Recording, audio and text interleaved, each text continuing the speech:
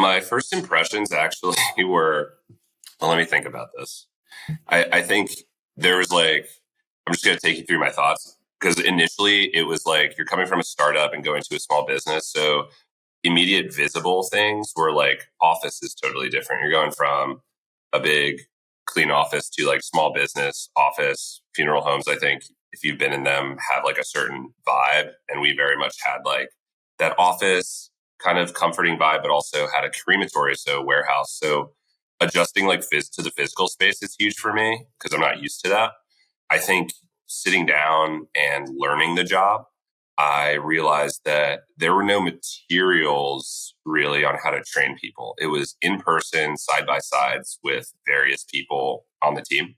So, right away, I'm like, okay, there's no formal learning. That's a huge opportunity once I get a grasp of this. And I think really my early days were just learning the job and observing like, oh, we print a lot of things here as opposed to emailing. And some of these things are necessary, and as I'm going through, I'm trying to learn and identify like opportunities to make things more efficient because I immediately also got the impression how much volume there was. We were doing 250 a month and understanding like when there was an easy day in the office where it felt easy and less admin work, what did our metrics look like? And what did they look like when we were having a crazy day? What were the triggers that were breaking the system? It seemed like the system had worked up to like a point and we had gone beyond that and needed a new system. So I was starting to plan those things and just observe the complexity and see how everything played together.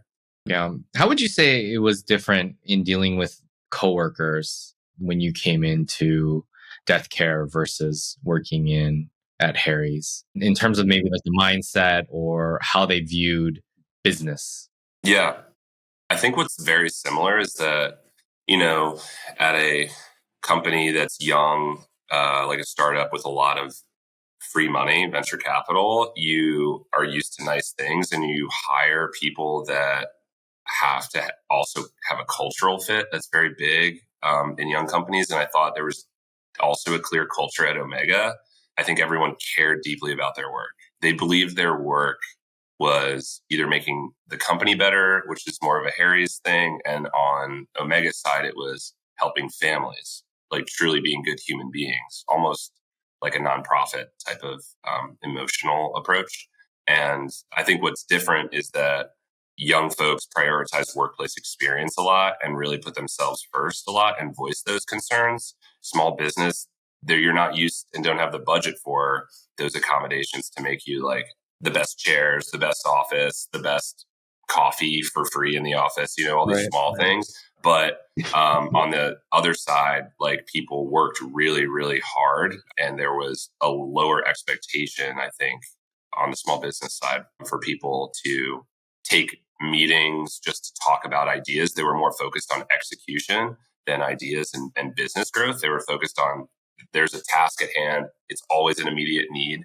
And they're in that cycle of constantly helping families who have an acute problem and less on the business growth. That's more like in the ownership management side of things. So it was interesting to see it siloed. I think the communication styles were just different. Like startups share big meetings. Everyone's rah, rah, rah. Funeral home experience on my end was very much more like daily execution, constant daily execution. Yeah. To start. Yeah.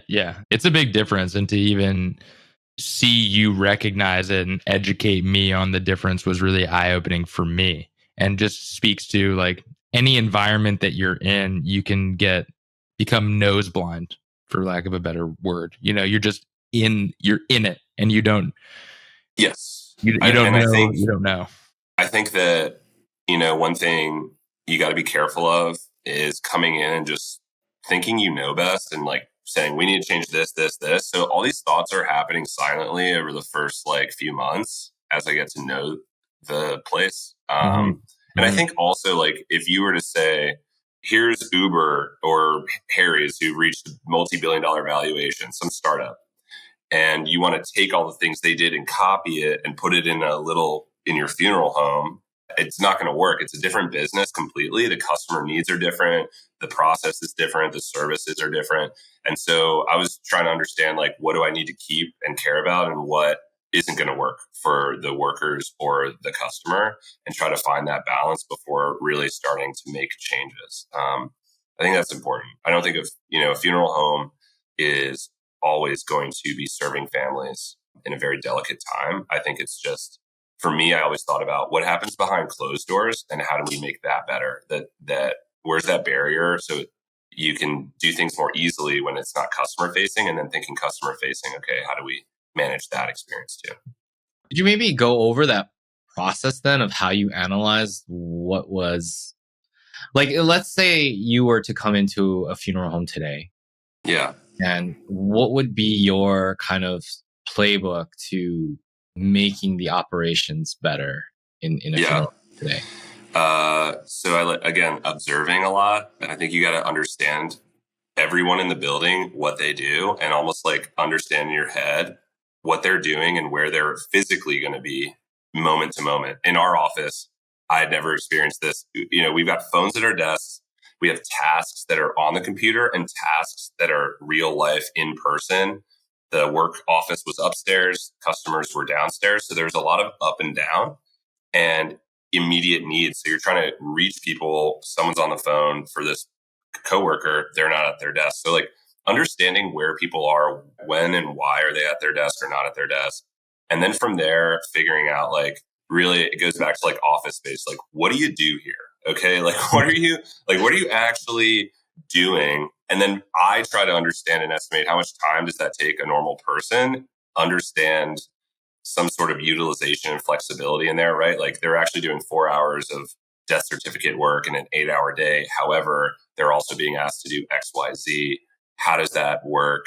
I tried building like the optimized process for each role, Tyler, is what I would say. It's like understanding teams and then individuals and how, where the process is breaking, where do things repeatedly cause issues? Like we had so many ad hoc processes and I was trying really hard. I think like it's kind of like a convenience store, like you walk in, there's no bathroom and it's a 500 candies and like the one thing you need. That was like a funeral home. It was like overly complex and very small, like high volume. And I'm just like, I feel like you need to simplify the processes to like X, Y, Z for everybody and create these uniform expectations to create a more efficient workplace. So I started with like, what are people doing behind the scenes and how do we grease the wheel, so to speak, to get that moving faster? Because really crematories are an in-out operation. 300 cases, you receive 300 cases. The answer to that problem is how do you cremate and serve all of those families effectively in a 30-day period?